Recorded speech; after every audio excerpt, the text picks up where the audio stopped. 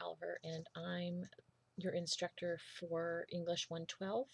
And we're going to walk through briefly this examination of a scholarly article assignment sheet.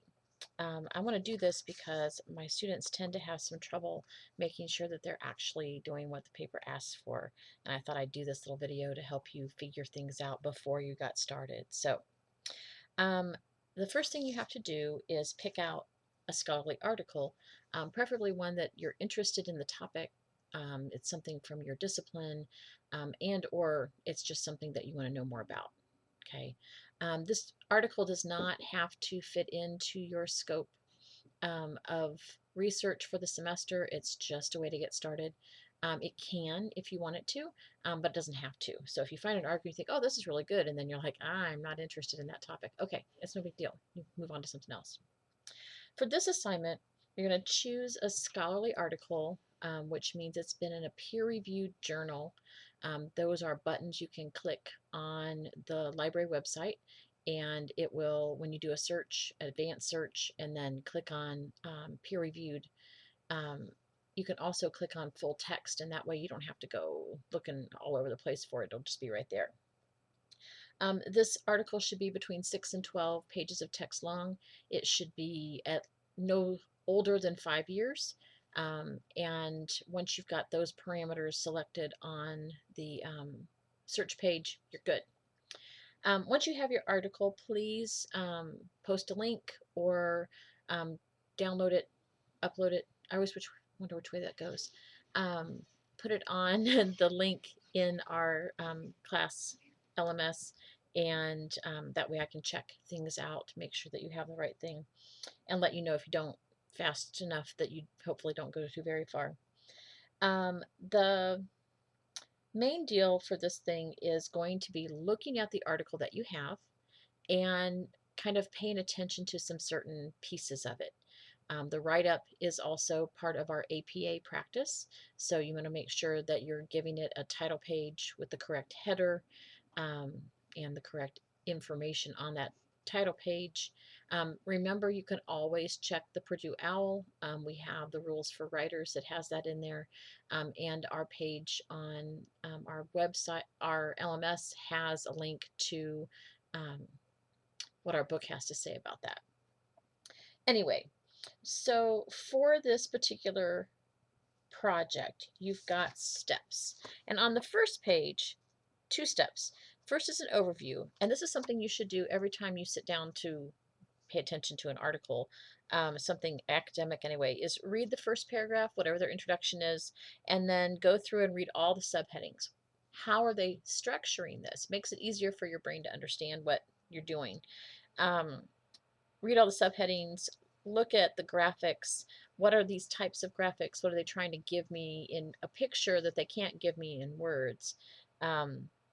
Or that it comes across better in words, support, whatever. And this includes pictures and graphs and tables, anything that's out of the normal font kind of thing. And then look at the list of references, look at any appendices, which always come at the end. Check to see if there is any information on the authors in the actual paper. Sometimes it's at the very beginning, sometimes it's at the end, sometimes it's not at all, and you have to go look them up. So your step 2 is to make some observations. Choose a section of 2 consecutive paragraphs, not from the abstract, not from the author's notes, from the regular text. And I would encourage you to pick pick 2 paragraphs right underneath the subheading. Okay. And then you're going to walk through and see what it has. How many sentences are in the 2 paragraphs? Yes, count the sentences. How many words do you count each sentence? List all the word counts and then calculate the average word count. So if you've got a paragraph that has 10 sentences, you're going to have 10 number of words. Add them all up, divide by 10. That tells you how many average words per sentence. Okay. Walking through the other pieces, and you're going to write up your observations. APA style. Okay. Make sure that your audience is second-year students and instructors who are not in our class. Okay, this means you can't assume that they know what the title and all this stuff is. Okay, so any decisions you make as to what to include and exclude need to be based on the needs of the audience. And then you have your write-up itself. The introduction, title of the article, well as the authors. You should mention why you chose the article. Normal stuff, right? The body is where you're going to have 3 sections, and you have labels for those. Make sure that you label them, and then make sure that you have all of the pieces for this.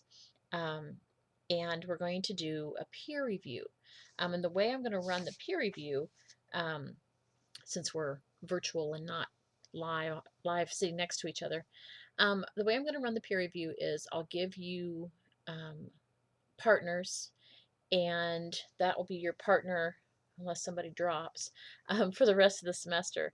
And every time we have a peer review, you'll look at that person's paper. And the way we're going to do that is we're going to post them to a forum. Okay, so like we do with the quotes and things every week, there's going to be an EOSA forum, and you're going to be able to post your papers there and then go find your partner's paper and do the peer review.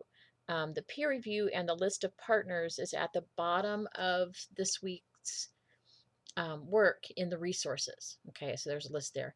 I will put it other places, but that's where you can always find it. Okay, so if you have questions about the EOSA or any other pieces to the puzzle, um, make sure that you send me an email or a text, and I'd be more than happy to help you out. But this is just a quick walkthrough to show you how this paper works. Okay, so it's not a research paper, it's not a summary. It is a look at these things and look at these other pieces and see how this particular article works. If you choose to use it in your research, you can do all those other things later. If you don't choose to use it in your research, then this is it. Okay.